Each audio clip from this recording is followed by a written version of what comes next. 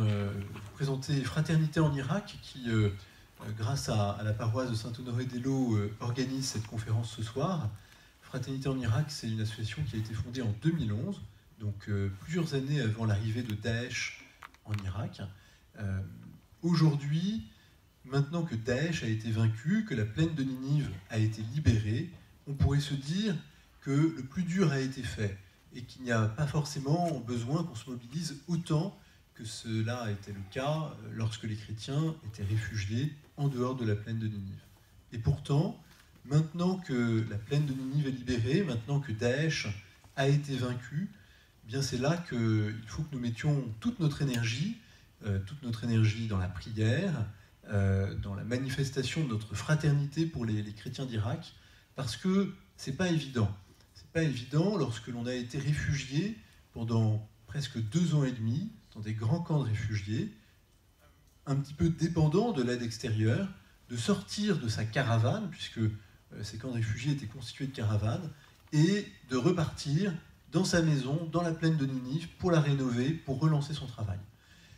Et donc aujourd'hui, c'est maintenant que la plaine de Ninive a été libérée qu'il faut que nous nous mobilisions pour eux, pour les aider à reprendre leur vie dans la plaine de Ninive, pour les aider à relancer leurs activités. Alors Fraternité en Irak y contribue de manière très concrète à travers un programme qui vise à permettre aux artisans de reprendre leur métier pour que ce soit eux qui reconstruisent la plaine de Ninive, pour que ce soit eux qui reconstruisent leur maison. Donc ce programme, il permet pour les artisans de financer leur outil de travail. Donc ça a d'abord concerné beaucoup d'artisans du domaine du bâtiment, des maçons, des menuisiers, des fabricants de portes en PVC, en métal, et maintenant ça s'élargit à toutes les autres activités économiques de la plaine de Ninive, notamment agricoles.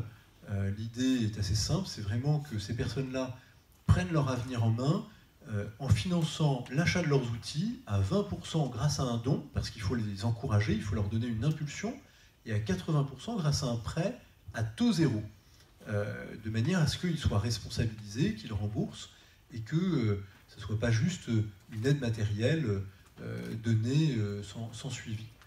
Et parallèlement, il y a aussi des vrais chantiers, puisque Fraternité en Irak, depuis 2011, agissait dans le quartier pauvre de Karakosh. Karakosh, on peut le rappeler, c'était la plus grande ville chrétienne d'Irak avant l'arrivée de Daesh, avec 50 à 52 000 habitants. Ce quartier pauvre, il faut le dire, hélas, il était pauvre à tous les points de vue. Pauvre au point de vue matériel, mais aussi au point de vue moral. Les 3 années où nous y avons organisé des centres aérés pour les enfants, eh bien, des femmes y ont été tuées par leur mari. C'est dire, voilà, l'état de ce quartier. Donc on s'est dit qu'on ne pouvait pas abandonner ce quartier, et donc on a accepté la demande de rénover 200 appartements de ce quartier pour que 200 familles puissent revenir. Ce travail est déjà bien lancé.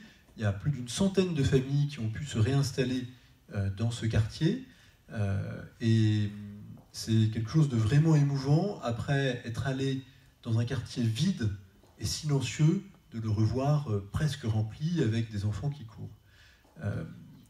Et parallèlement à cela, il y a plein de projets. Ce qui caractérise aussi Fraternité en Irak, c'est que nous faisons des petits projets très proches des gens. Et à Kirkouk en particulier, depuis 2012, nous accompagnons l'archevêché qui, sous l'impulsion du prédécesseur de Monseigneur, a choisi d'ouvrir une école qui accueille des enfants de toutes les communautés de la ville de Kirkouk. Monseigneur parlera un peu de la ville de Kirkouk, donc je ne veux pas trop en dire. Plus récemment, à Kirkouk aussi, Monseigneur Mirkis nous a demandé en fait d'intervenir pour le département des enfants cancéreux de l'hôpital de Kirkouk, où les médecins faisaient toutes les manipulations pour réaliser les chimiothérapies sans aucune protection. Et donc l'enjeu, c'était d'acheter une chambre stérile. Donc voilà, c'est à travers des petits projets très locaux, très simples. Il y a un autre projet avec Monseigneur qui consiste à permettre à des femmes réfugiées d'avoir un revenu en fabriquant des habits traditionnels et en les vendant. à Souleymania, par exemple. Donc l'action de fraternité en Irak, elle se décline bien sûr parce qu'il faut prendre en compte l'urgence d'aider les chrétiens et les autres minorités à rentrer chez eux et à reprendre leur vie, mais aussi le suivi dans la longue durée de la fidélité que nous impose voilà, la fraternité qui nous lie à ces chrétiens d'Irak. Et ce que tous les membres de fraternité en Irak, environ 200 qui sont déjà partis dans ce pays, disent unanimement en rentrant, c'est qu'on reçoit bien plus que ce qu'on pouvait imaginer donner. Vraiment, le petit témoignage que je voudrais donner ce soir, c'est que les chrétiens d'Irak sont un grand cadeau pour notre Église, un grand cadeau pour nous personnellement. Et voilà, j'invite vraiment chacun d'entre vous à découvrir, à approfondir cette fraternité. Et la rencontre avec Monseigneur Youssif Thomas ce soir est une première occasion, un premier pas pour les découvrir. Monseigneur Youssif Thomas Mirkis, c'est quelqu'un d'extraordinaire parce qu'il parle français comme nos grands-parents. C'est impressionnant, il parle très très bien français, mais ce n'est pas par hasard. C'est parce qu'il a fait ses études au petit séminaire de Mossoul, un lieu extraordinaire, avec une discipline assez forte, mais où il était interdit de parler une autre langue que le français, ce qui fait que Monseigneur a très très bien appris le français, mais ensuite, il n'en est pas resté là, il est rentré chez les Dominicains, dans la province de France, en France. Il y a fait, voilà, il a été à Strasbourg, il a fait une thèse, un DEA, il a été ordonné prêtre en 1980, il a été prêtre à Bagdad, il a créé à Bagdad une université pour l'évangélisation des familles, pour que les familles apprennent l'évangile. Durant ces années à Bagdad et sous le régime de Saddam Hussein, il a contribué à faire connaître la parole de Dieu et la Bible en Irak en y faisant rentrer des centaines de milliers de Bibles de manière assez incroyable. Et puis, en 2014, et vraiment c'était une bonne nouvelle, Monseigneur a été nommé archevêque de Kirkouk en remplacement de Monseigneur Sako qui avait été élu patriarche des Chaldéens et qui donc était obligé de résider à Bagdad. Donc, depuis 2014, Monseigneur Youssif Thomas Mirkis est l'archevêque de Kirkouk. Il a été nommé quelques mois avant l'arrivée de Daesh et donc non seulement il a eu à prendre en charge ce diocèse, à s'occuper de ses fidèles dans cette ville qui est très divisée, mais il a dû aussi gérer eh bien, ce troupeau dans cette période très compliquée qu'ont constitué les années 2014, 2015, 2016 et 2017, parce que malheureusement, d'autres tensions sont arrivées à Kirkouk depuis. Voilà, merci beaucoup à vous d'être venus aussi nombreux pour Monseigneur. Je crois aussi que voilà, votre nombre nous permet à chaque fois de dire à nos frères irakiens, quand on va les voir, qu'ils ne sont vraiment pas seuls, qu'en France, ils ont des frères qui pensent et qui prient à eux, prient pour eux, et votre nombre ce soir en témoigne. Merci beaucoup, Monseigneur, d'être avec nous.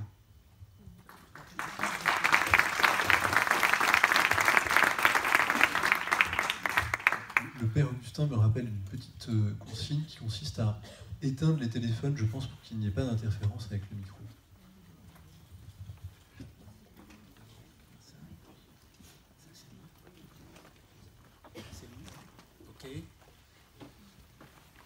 Voilà, bonsoir. Après cette introduction,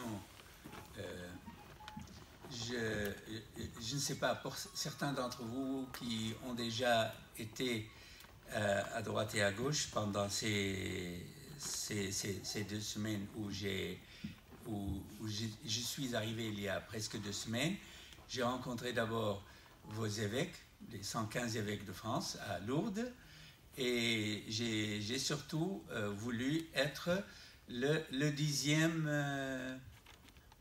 lépreux pour dire merci.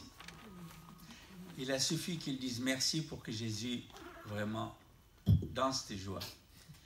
Et moi aussi ce soir, je voudrais dire merci à vous d'être venus, à Fraternité en Irak, et à tout l'amour qu'ils ont déployé et cette spécificité qu'a Fraternité en Irak d'être jeune et proche des gens et d'être vraiment un signe de l'Église de France. Parce que je vous assure que je dois vous faire une confession. Quand je suis arrivé en France, la France souffrait des séquelles des 68 arts.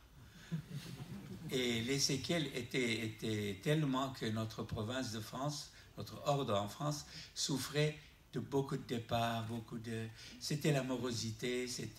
Alors quand je vois des jeunes comme les jeunes de Fraternité en Irak et comme les jeunes que je vois partout qui reprennent un peu le chemin de l'Église et le chemin de la foi, dynamique, équilibré, extraordinaire, ça, je trouve que la France a écouté le message de Jean-Paul II quand il a dit « Souviens-toi de ton baptême ». Et ça me donne beaucoup d'espoir. Et cet espoir, aujourd'hui, est très important de le mondialiser parce que quelque chose qui se passe n'importe où dans la planète, il a des conséquences partout.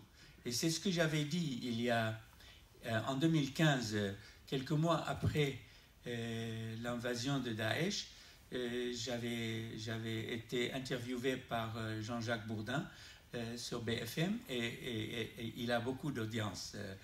Et j'ai voulu en profiter pour donner un électrochoc aux Français en disant « Méfiez-vous, vous allez être éclaboussés. Ce qui se passe chez nous, ce n'est pas seulement chez nous, ça va se passer chez vous. » Et malheureusement, j'ai eu raison. Malheureusement, parce que ce qui s'est passé a prouvé que c'est vraiment comme des marionnettes, les gens qui passent dans le lavage du cerveau de Daesh, avec toutes les méthodes diaboliques qu'il a, ils ont atteint et ils ont prouvé qu'ils pouvaient toucher n'importe où, n'importe quand et comme ils veulent.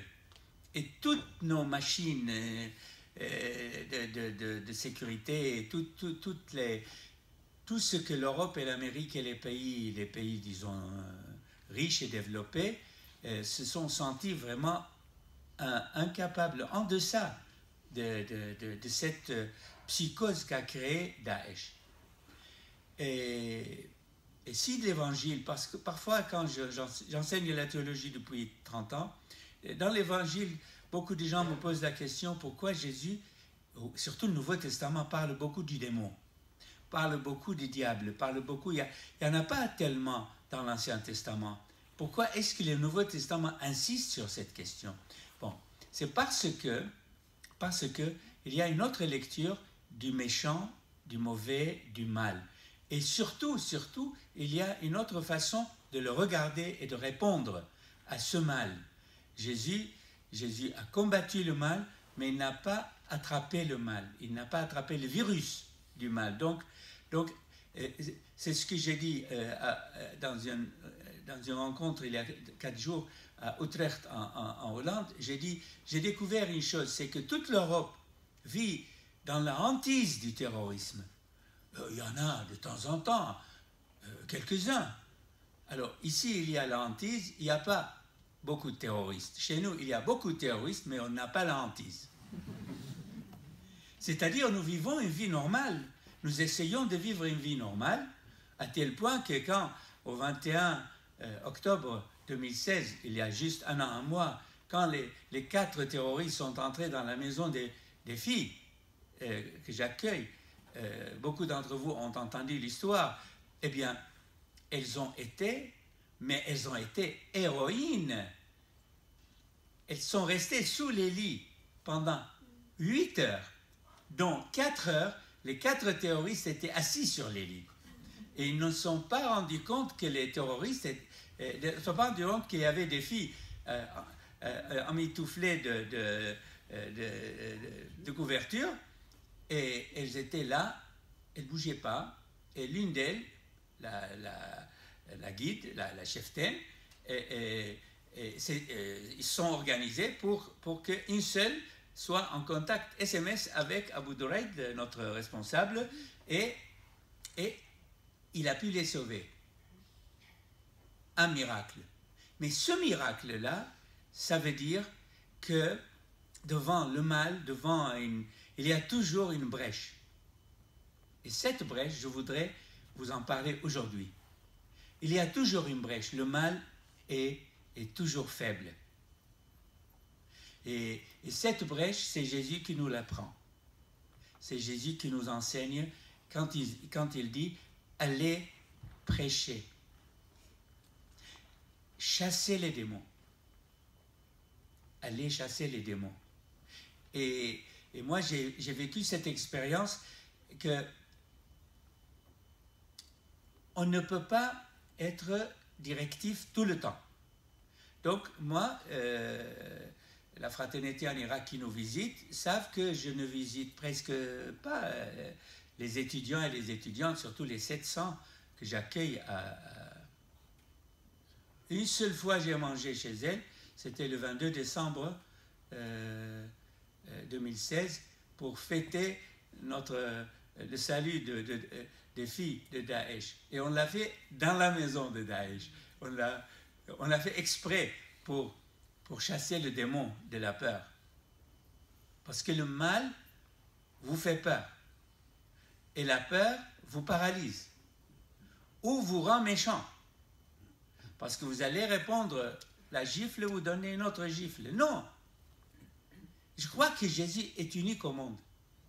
Il est le seul à avoir décomposé le mal pour nous aider. Et c'est pour ça qu'on l'appelle Sauveur. Il nous a sauvés de cette épidémie, de cette pandémie qui est le mal. Parce que Daesh, c'est quoi? C'est le haut de l'iceberg. Il y a 1/10 en haut et il y a 9/10 en bas. Et en bas, qu'est-ce qu'il y a? Il y a tous ces peuples qui sont à l'abandon, qui n'ont pas de guide, qui n'ont personne pour entrer dans leur cœur et prendre le cœur de pierre pour mettre un cœur de chair, comme dit Jérémie. Non, Ézéchiel 37. C'est Jésus qui est venu nous sauver de cette pandémie. Et Daesh, c'est vraiment le symptôme du 21e siècle, de cette pandémie extraordinaire. Et je pense un peu à quelqu'un qui est venu chez vous, qui a écrit beaucoup de choses, qui est venu de la Roumanie, Eugène Ionesco, qui a écrit Rhinocéros. Et comment il a compris aussi qu'après la Deuxième Guerre mondiale, comment la pandémie nazie pouvait faire des ravages. Nous sommes dans le même processus de pandémie. Alors, pourquoi? Pourquoi ça arrive? Il n'y a pas de pourquoi. Je suis théologien. Le père est théologien. On sait qu'il n'y a pas de théologie du mal. Il n'y a aucun théologien qui a fait la théologie du mal. Ça n'existe pas. Et personne n'aura l'idée de faire la théologie du démon. Non. Le démon, on le chasse. On l'éloigne. Et Jésus lui dit, éloigne-toi de moi, Satan. Donc, protège-nous du mal. C'est tous les jours que nous disons ça dans le Notre Père. Protège-nous du mal. Et ce mal, quand il attrape quelqu'un, il le rend horrible. Mais c'est affreux. Quand je disais l'histoire jadis, on disait que Attila, quand il est venu en Europe au 5e siècle, là où passaient les sabots de son cheval ne poussaient pas l'herbe. Mais c'est vrai, je l'ai vu avec Daesh, c'est des Attila de notre temps. J'ai visité le 11 avril, j'ai visité la rive droite de Mossoul. J'ai traversé le Tigre, j'ai mis 6 heures pour traverser le Tigre parce que tous les ponts étaient cassés, puis la région de Mossoul, encore la vieille Mossoul, était encore, il y avait des Daesh, n'étaient pas encore chassés. J'ai voulu aller avec tout l'accoutrement et avec 3 chaînes de télévision. je voulais aller dire à ces pauvres réfugiés qui étaient là, je vous aime.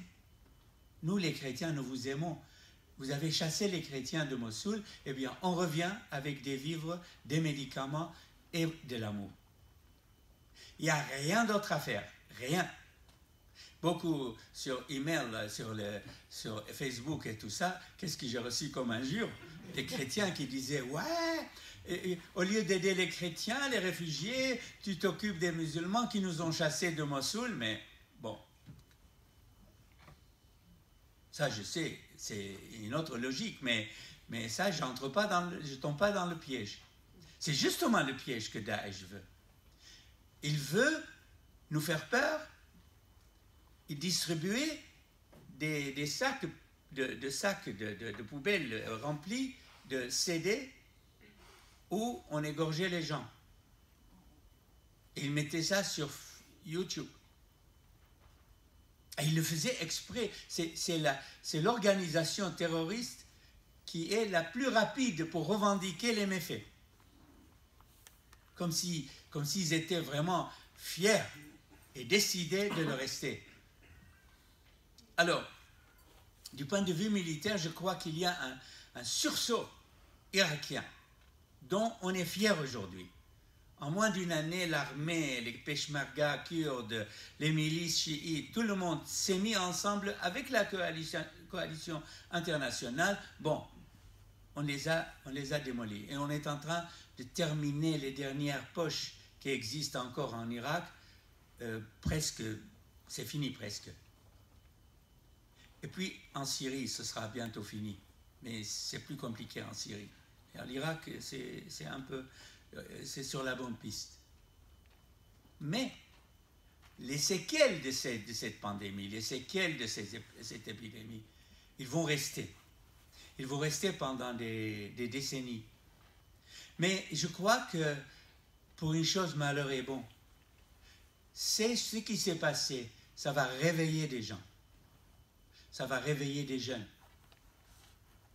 Ça va réveiller la société civile qui était bloquée, handicapée, paralysée par le régime Baath, par le régime de Saddam Hussein. Parce que 35 ans de régime dictatorial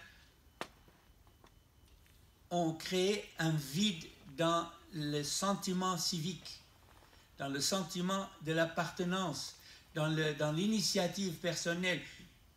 Vraiment, nous avons hérité d'une société malade d'affaissement. Et je crois que toute la méthode que nous allons essayer de déployer pendant les années qui viennent, c'est de transmettre à ces gens, et surtout les jeunes, comment prendre leur responsabilité vers eux-mêmes et si c'est possible vers la société. Je peux vous dire que ce que nous avons récolté de 3 ans de l'accueil des jeunes universitaires à Kirkuk, où pour ceux qui ne savent pas, la première année 100, deuxième année 400, troisième année 700, et c'est grâce en majorité à l'encouragement de la Conférence des évêques de France, de Œuvre d'Orient, de Fraternité en Irak et des Porteurs de Lumière, une ONG alsacienne. C'est grâce à cette aide-là que nous avons pu donner des choses qui étaient très simples, c'est-à-dire manger, avoir un toit et surtout avoir de l'électricité, ce qui n'est pas évident pour nous en Irak. Avoir de l'électricité, ça me coûtait presque la moitié du loyer, d'avoir de l'électricité 24 heures sur 24.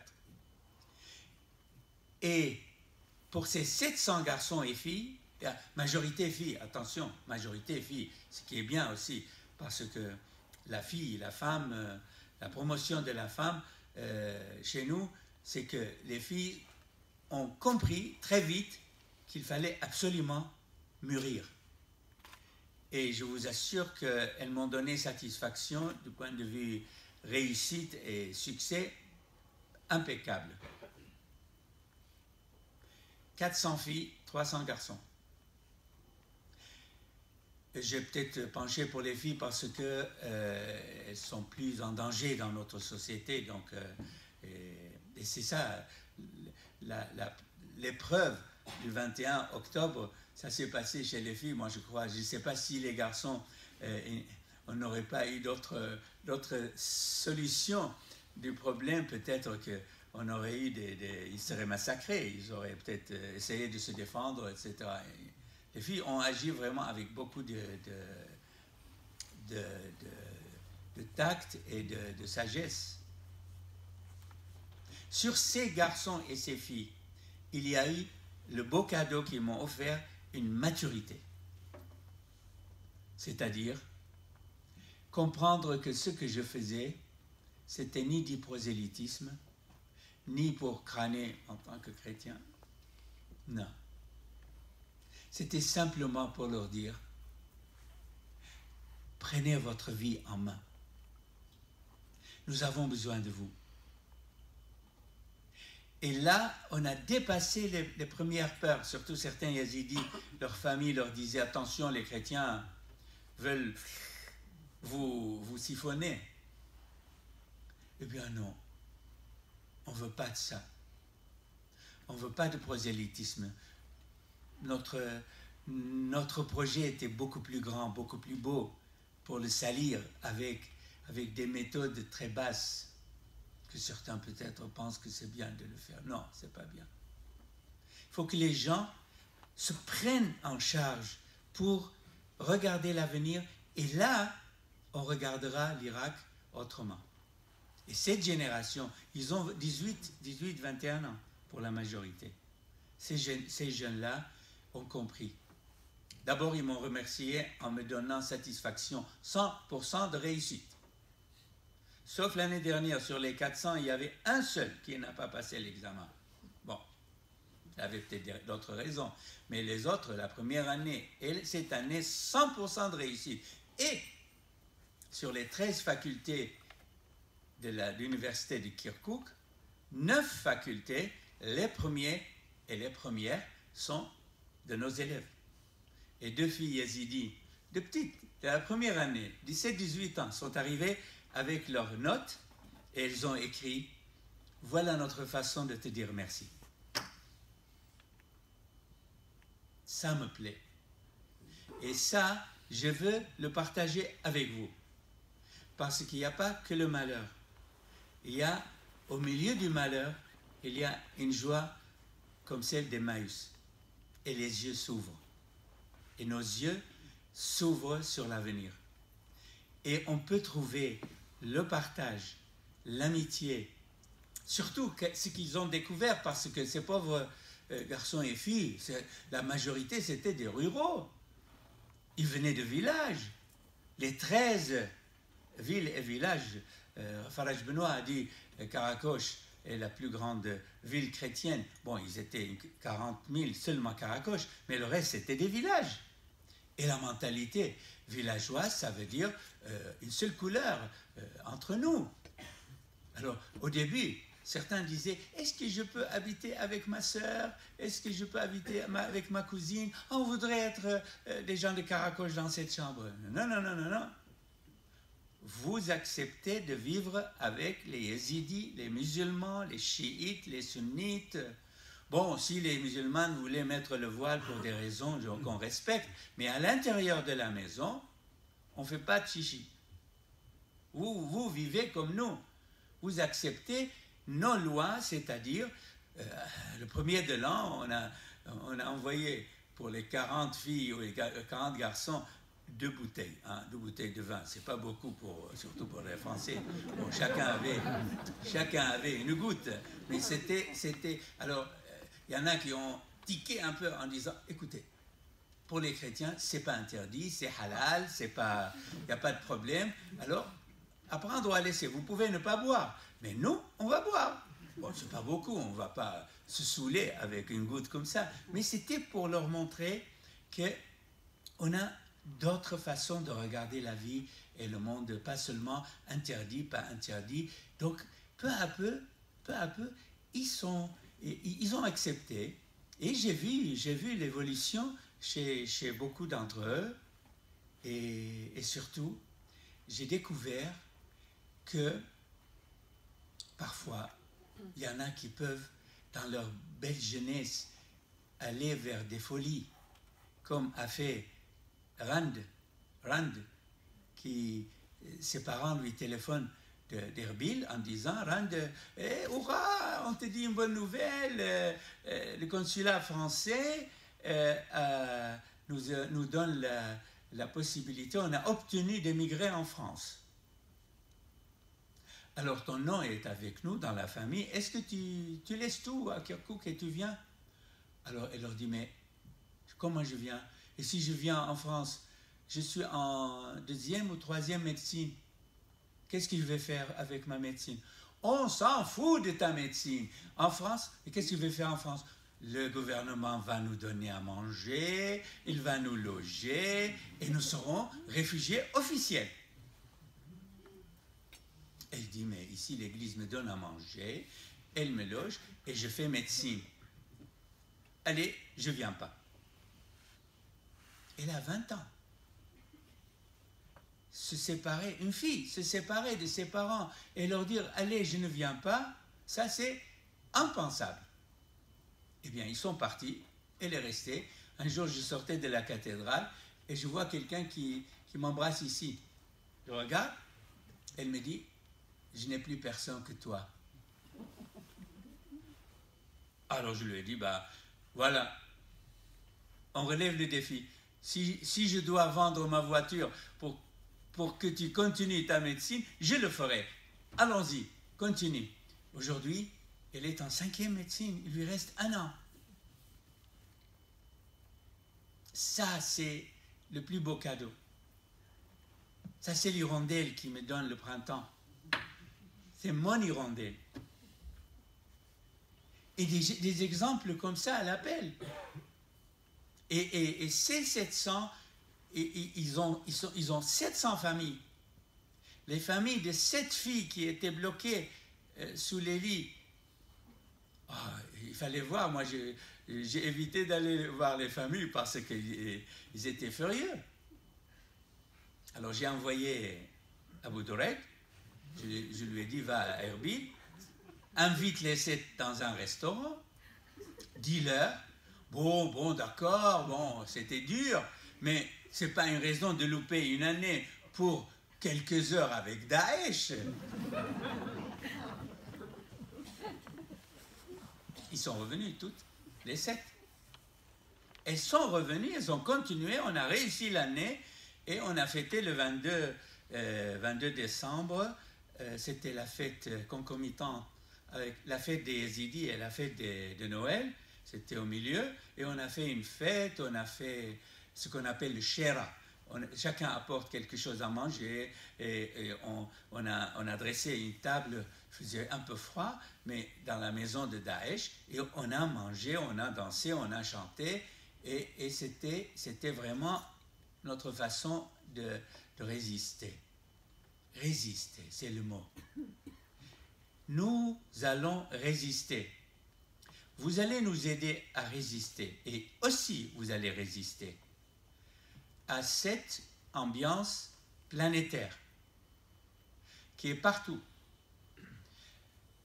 Et parfois, quand je lis ce qu'on écrit, les médias, les politiciens, tout ça c'est très beau. Il y a des livres qui sont très intelligents, il y a des livres qui analysent beaucoup qui est comment, etc. Mais moi, je trouve que c'est très simple.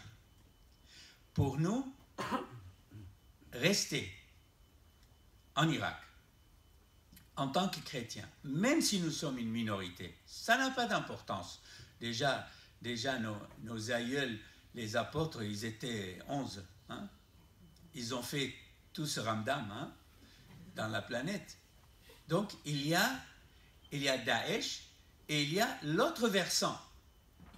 l'autre versant, cette campagne de la bonté, de l'amour, de ces saints, de ces martyrs. Et ça existe. Je suis l'archevêque de Kirkuk, et Kirkuk est célèbre par l'église rouge. Pourquoi elle s'appelle l'église rouge? C'est en 446, le roi sassanide, Khosroé II, a décidé de persécuter les chrétiens, parce qu'après la persécution des Romains les 3 premiers siècles, et comme Constantin est devenu chrétien, les Perses ont fait la guerre à l'Empire romain depuis le 3e siècle, 4e siècle, mais ils commençaient à considérer que les chrétiens de l'Empire perse, sassanide, sont des suppôts du christianisme occidental. Donc en 446, une grosse persécution. Déjà 440, il y avait une grosse persécution, où notre patriarche, 440, notre patriarche Simon le quart d'heure a été martyrisé le vendredi saint. Et dans la prison, le patriarche, le jeudi saint, il a dit à ses amis, c'est dommage que le jeudi saint, nous ne pouvons pas célébrer l'Eucharistie. Et il paraît qu'il a pu soudoyer les gardes pour apporter un peu de pain et un peu de vin. Et comme il n'y avait pas d'autel, il a célébré sur le dos d'un de ses compagnons. Et ils ont chanté cette chanson que nous chantons toujours dans notre liturgie chaldéenne. Même si on vous fait quitter la tunique, et quand vous quittez vos habits, ne quittez pas l'habit du baptême. Gardez l'habit du baptême toujours sur vous. Eh bien, 446, ça veut dire 6 ans après la grande persécution qui a tué notre patriarche. C'est pour ça que nos patriarches de l'Orient s'habillent en rouge. C'est ça, c'est à cause de notre patriarche martyr en 440. 446, la persécution est arrivée à Kirkuk. Le bourreau qui devait exécuter les ordres de Khosroé II s'appelait Tahmasgar. Tahmasgar a déclaré que tous ceux qui se déclarent chrétiens seront tués. Il y avait des gens qui disaient on ne peut pas avoir honte de Jésus, donc ils allaient. Et donc une femme qui s'appelait Shirin, elle avait 2 enfants et elle était en train de faire le pain. Elle a abandonné son pain, elle a pris ses enfants avec elle et il a dit au bourreau, s'il faut se cacher, nous on ne se cache pas, on est chrétiens. Alors le bourreau a dit, mais qui c'est celui-là, Jésus, qui arrive à donner tant de force à des femmes et à des enfants et à des hommes qui viennent eux-mêmes se présenter pour dire « je ne peux pas renier Jésus ». Et il s'est mis à genoux, il a dit « moi aussi, je suis chrétien ». Et il a été martyrisé avec eux. C'est pour ça que nous disons, alors ce monsieur est devenu le patron de mon diocèse, Kirkuk, et cette femme est devenue la patronne de Mossoul. Et on a changé son nom parce qu'elle était pauvre, donc on a appelé Meskinta, la pauvresse. Et c'est les pauvres qui sauveront le monde. La pauvresse a converti le bourreau. Et pour moi, ce que nous faisons exactement est dans le même sillage.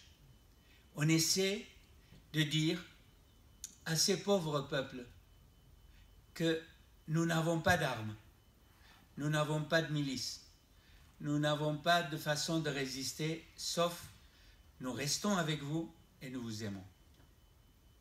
Et je vous assure que ça fait plus de ravages que Daesh. Parce que ça laisse réfléchir. Il y a beaucoup de gens qui viennent, qui posent des questions. Et il faut laisser mijoter un peu ces questions. Parce qu'aujourd'hui, avec la mondialisation, avec tous ces jeunes, c'est une merveille d'être jeune. Oh jeunes, vous avez de la chance, parce que si j'étais né 30 ans après, j'aurais beaucoup plus profité de tous les moyens que vous avez entre les mains. Quand je me souviens, quand je faisais ma thèse ici à Paris, mon Dieu, il n'y avait pas d'ordinateur, je devais tout écrire à la main. Aujourd'hui, vous avez de la chance d'être jeune. Et les jeunes représentent 60% de l'Irak. Moins de 19 ans. 60%. C'est extraordinaire. Et ces jeunes-là sont pour moi la cible. Qu'est-ce qu'on va leur donner? Qu'est-ce qu'on va leur préparer?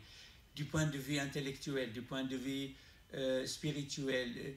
Peut-être, un jour, ils liront un article des 700, 800 articles que j'ai écrits, ou ils liront un évangile des 1,5 million d'évangiles que j'ai distribués en Irak, ou ils verront un YouTube, ou ils ouvriront Facebook, ou tout ça.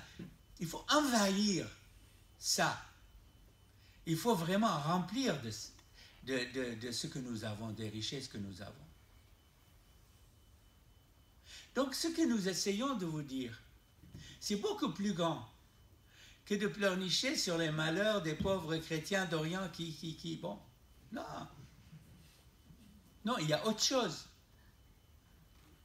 Jeudi Saint, Jésus a parlé de la joie 13 fois. Et il savait que dans moins de 24 heures, il serait mort. Ce qui se passe dans notre région est vraiment une aubaine. C'est de la chance de pouvoir souffrir avec le Christ et de pouvoir être mis devant au pied du mur. Comme le psaume qui dit « Jour et nuit, on me demandait « Où est ton Dieu? Où est-il » Eh bien, c'est un défi. Chacun de vous est devant ce défi. Où est ton Dieu? Montre-le-moi. Avec l'obole de la veuve, Jésus a, comme un ballon, il a soufflé dedans. Elle a dépassé tous les riches, tous les gens riches. C'est pas l'obole qui est valable, c'est l'amour qu'il y a là-dedans. Alors, est-ce que vous allez entendre ce message qui vient d'une chrétienté peut-être vacillante du point de vue nombre? Mais heureusement qu'on est là. Parce qu'il y a tous les jours, il y a des gens qui viennent nous demander conseil, poser des questions. Et c'est un incendie d'amour aussi. Chacun allume la bougie de l'autre. J'ai énormément d'histoires à vous raconter. Mais certaines histoires ne peuvent pas être racontées. Parce qu'elles auront un temps, un jour, ça viendra. Moi, je crois que je ne sais pas si j'ai répondu à la question qui était qu'est-ce qu'il y a après Daesh? Ben, il n'y a rien d'autre qu'essayer de guérir et d'enseigner. Ça, c'est notre spécialité des chrétiens d'Orient. École et hôpitaux. Alors on essaie de faire des écoles déjà en 3 ans, parce que depuis que je suis évêque, j'ai passé une année à regarder un peu qu'est-ce que je peux faire. J'ai ouvert déjà 3 jardins d'enfants, une autre école est en train de se construire, et accueil des universitaires. Et maintenant qu'ils vont rentrer chez eux ou à Mossoul obligés, je vais essayer de les aider à distance. Tous ces pauvres gens, tous ces gens qui sont dans vraiment ils ne peuvent pas avancer, ils ne peuvent pas reculer, ils sont là, paralysés. Parce que Daesh, c'est une secte qui a paralysé l'islam. Et nous avons connu ça. Comme je suis dominicain, je connais bien l'histoire de Saint Dominique, quand il a passé la nuit à discuter avec comment ça s'appelle, à Toulouse, il y avait un Qatar, il tenait une maison, enfin, c'était pas un hôtel, c'est une auberge. Voilà, une auberge. Alors, il était en train de venir de l'Espagne jusqu'à Toulouse, et il s'arrête dans cette auberge, et l'aubergiste était Qatar. Et Saint-Dominique ne dort pas cette nuit parce qu'il discute avec lui. Parce que le Qatar lui disait, regarde nous, les Qatars, nous sommes de bons chrétiens. Nous sommes des chrétiens parfaits. D'ailleurs, Qatar veut dire pur, et ils s'appelaient aussi les parfaits. Mais regarde vos prêtres et vos évêques, hein, avec tout leur prestige, hein, les princes. Et nous, les Qatars, nous sommes les vrais chrétiens. Eh bien, les gens étaient séduits. Mais cette secte, les Qatars, je la connais bien parce qu'elle vient de Mésopotamie. Ce sont non, c'est pas c'est des manichéens. Ils venaient, ils ont traversé Saint-Augustin, votre patron était manichéen aussi, et ils sont allés jusqu'en Bulgarie avec les Bogomiles. Donc ces gens-là, c'était une secte parfaite. Et le pauvre Jean, le peuple, qu'est-ce qu'il dit? Il dit, c'est ça les chrétiens, c'est la morale. Puisqu'ils ont une bonne morale, puisqu'ils sont stricts, ça c'est bon. Mais c'était des jusqu'au-boutistes, parce que si vous allez au sud de la France, il y a une montagne, au-dessus il y a un château qui s'appelle Montségur, ils sont tous zigouillés là-bas, hein, ils sont morts, ils sont suicidés. C'est comme la secte de James Joyce en Guyane qui s'est suicidé. Les sectes, c'est dangereux parce que au début, ils sont parfaits, apparemment, ils sont parfaits, mais ça finit toujours par la mort. Et comme le monde musulman, comme notre monde du Moyen-Âge, j'ai dit aux musulmans, nous sommes vos frères. Il y a 6 siècles entre nous et vous. Nous avons traversé des périodes comme ça. Méfiez-vous, venez demander notre expérience. On va vous apprendre quelque chose sur ce genre-là. Qu'est-ce qui s'est passé? Le monde musulman entier est séduit par ces purs et durs. C'est extraordinaire de voir des gens qui appliquent la loi à la lettre. J'ai vu à Hawija, que j'ai visité le 22 octobre dernier, j'ai visité la dernière ville près de Kirkouk, libérée de Daesh. J'ai vu un berger. Oh, il dit, moi je suis berger, je n'ai jamais rien étudié, j'y connais rien, ni à la religion, ni à la vie. Moi, je suis berger, je vis avec des moutons. J'ai été mis en prison 2 fois par Daesh, parce que j'ai fumé une cigarette. Alors, eux, ils interdisent les cigarettes parce que le prophète n'a pas fumé, mais ils peuvent couper les têtes. Alors moi, dit le berger, je ne comprends pas quelle sorte de religion ils ont. Ça, c'est la logique du cocher, hein, les fables de La Fontaine. Vraiment, je trouve que mon berger a plus d'intelligence et plus de jugeote que tous les Daesh réunis. Ces Daesh-là, c'est une secte qui a paralysé le monde musulman. Alors je vais vous donner un tout petit peu d'analyse qui pourra peut-être profiter. Parce que le monde musulman, étant dirigé par les politiciens, c'est la main de fer qui a toujours régné. La spiritualité a été abandonnée au IXe siècle, l'intellectualisme a été abandonné au XIe siècle. Qu'est-ce qui reste? Il reste la jurisprudence des policiers. Et donc, ils ne sont pas immunisés contre les sectes. Ici, en France, en Europe, les sectes, il y en a. Il y a 40 ans, j'ai vu, il y avait un dictionnaire des sectes. En France, il y en avait 600, d'après mes statistiques. Bon, les gens peuvent faire une secte par là, bon, la société a mûri pour pouvoir accepter des marginaux.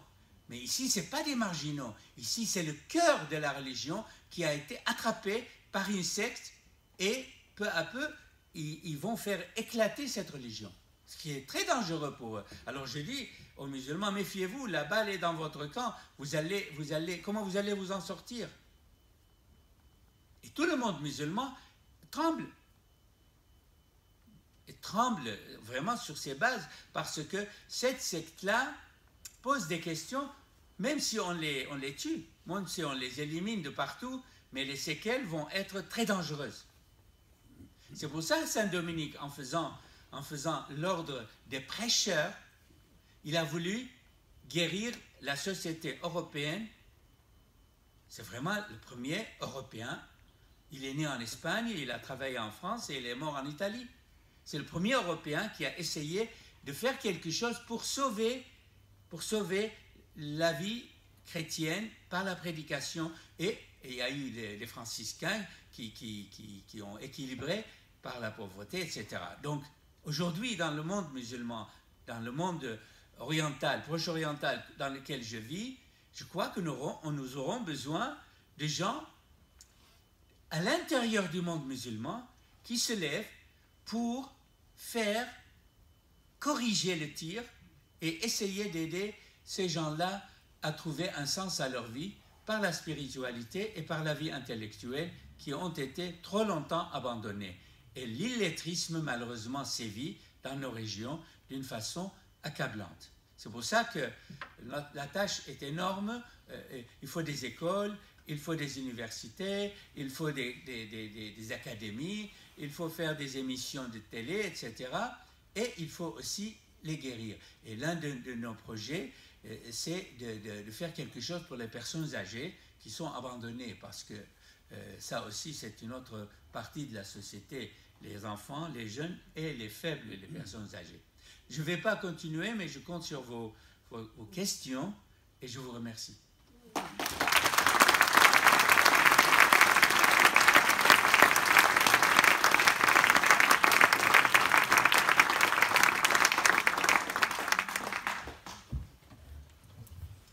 Alors, on va pouvoir faire passer le micro.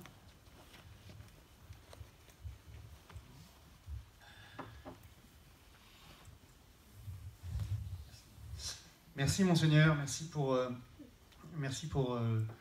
le courage que vous nous montrez, merci pour l'humour que vous avez, merci pour la foi que vous avez et l'exemple que vous nous donnez. Moi j'ai deux questions. La première c'est, en 2011, vous avez ouvert une école multiconfessionnelle à Kirkuk,